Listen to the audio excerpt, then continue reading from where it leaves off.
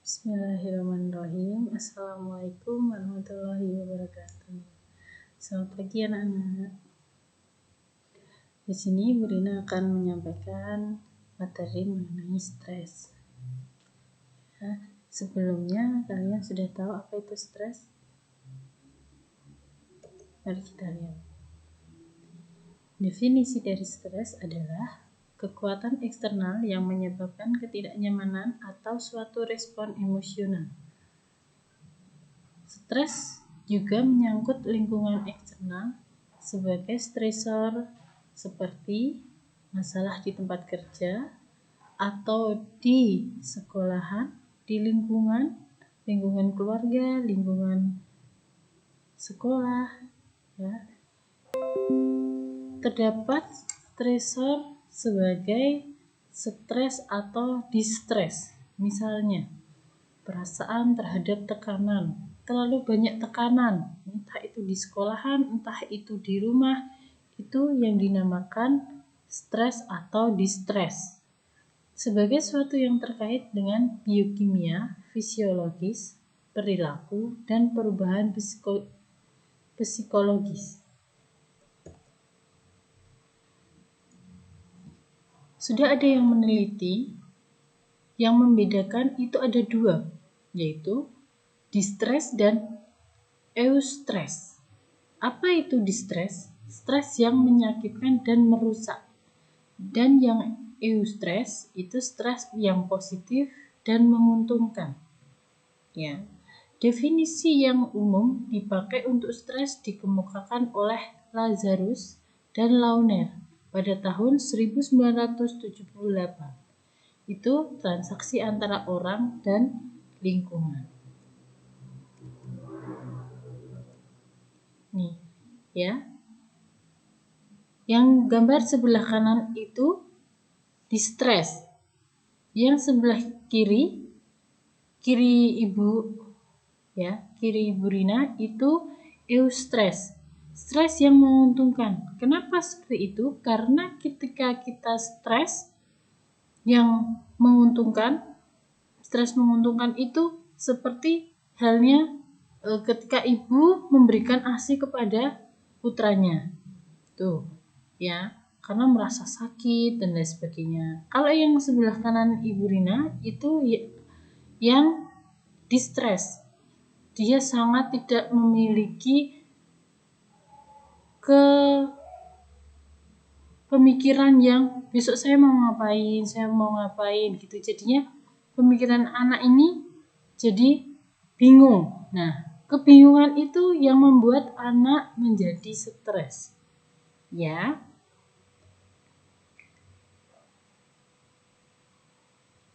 Ini Hensel MD pada tahun 1956, dia mengatakan stress is the non-specious response of the body to any demand. Artinya, stres adalah respon tidak spesifik tubuh terhadap sebagai tuntunan. Selye mengatakan kalau stres tidak selalu dan tidak otomatis buruk. Stres akibat pekerjaan yang berhasil dan penuh kreativitas serta mengasyikkan jelas bermanfaat. Seperti halnya yang eustress, ya. Stres akibat pekerjaan yang berhasil dan penuh kreativitas serta mengasyikkan jelas bermanfaat. Sebaliknya, stres karena kegagalan, penghinaan, dan penyakit tentu saja berakibat buruk. Yang berarti itu tadi distres, ya, yang menyakitkan dan merusak. Selanjutnya, stres adalah suatu kondisi yang di dalamnya seseorang individu dikonfrontasikan dengan suatu peluang, kendala, atau tuntunan yang dikaitkan dengan apa yang sangat diinginkannya dan yang hasilnya dipersepsikan sebagai tidak pasti dan tidak penting. Lalu, jika tidak berhasil mengatasi, maka stop. Jangan dilanjutkan. Bisa langsung ke psikologi, kalau di sekolahan bisa ke ruang BK, ya. Lalu model stres itu ada beberapa faktor. Yang pertama, faktor lingkungan, faktor organisasi, faktor individu. Faktor lingkungan meliputi ketidakpastian ekonomi, ketidakpastian politik, ketidakpastian teknologi.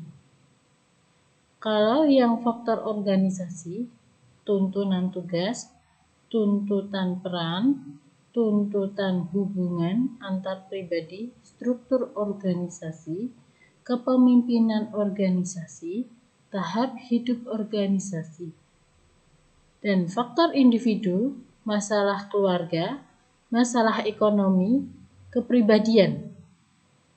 Apa perbedaan individu? Ini ada persepsi pengalaman pekerjaan, dukungan sosial, keyakinan akan locus of control, sikap bermusuhan. Yang sering dialami stres itu gejala fisiologis, gejala psikologis, gejala perilaku. Kalau gejala fisiologis itu ada sakit kepala, tekanan darah tinggi, dan penyakit jantung. Jika gejala psikologis itu pasti cemas, murung, kurang bersemangat belajar. Kalau kerja kurang semangat bekerja, diajak ngomong tidak fokus, ya. Gejala perilaku, produktivitas, kemangkiran, suka berbohong, tingkat keluarnya karyawan lebih banyak. Nah, kenapa tingkat keluarnya karyawan itu lebih banyak? Jika di lingkungan pekerjaan itu sudah tidak nyaman, pasti akan banyak yang keluar, gitu ya. Sama halnya di sekolahan. Jika sudah tidak nyaman, pasti akan yang dipikirkan hanya saya mau pindah sekolah, saya mau pindah dari kelas ini, seperti itu, ya. Itu yang dinamakan stres.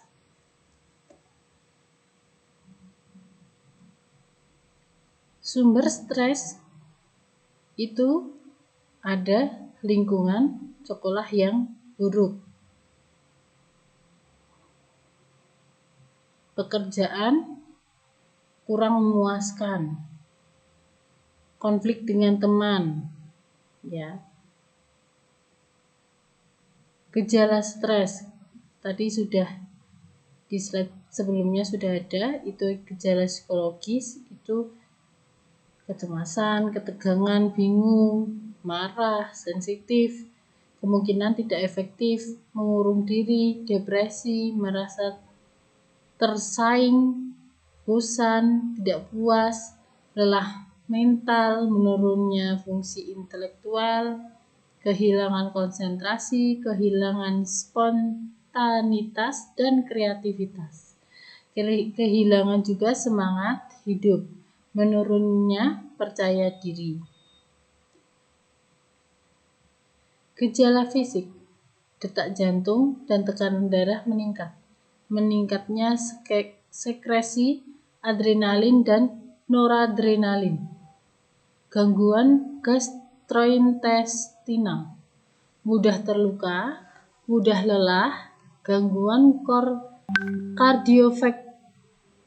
kardiovaskuler, gangguan pernafasan, berkeringat, gangguan pada kulit, kepala pusing, migrain, tegangan otot, dan lain sebagainya. Gejala perilaku, menunda, menghindari pekerjaan, penurunan prestasi dan produktivitas, minum miras, sabotase, meningkatnya absensi, tidak pernah berangkat sekolah, perilaku makan yang tidak normal, nafsu makan kurang baik, ya, kehilangan nafsu makan, perilaku berisiko, ngebut di jalan, ugal-ugalan, kriminalitas, penurunan kualitas hubungan interpersonal dengan teman dan keluarga, kecenderungan bunuh diri.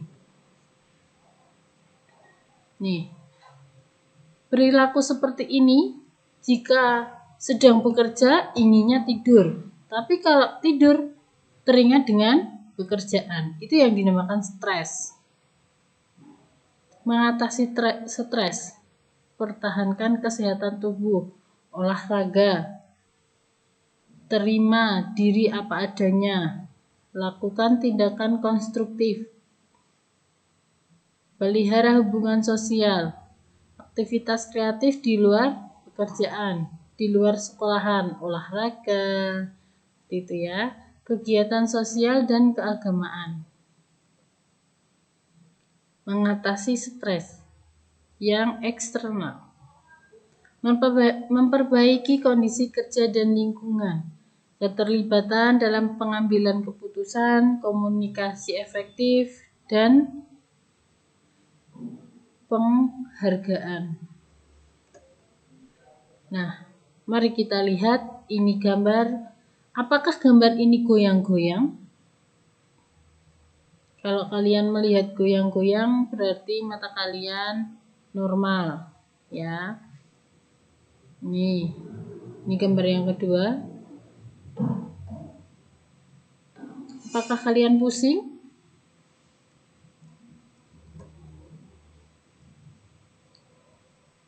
Gambar yang ketiga. Apa yang kalian lihat? Sama ya.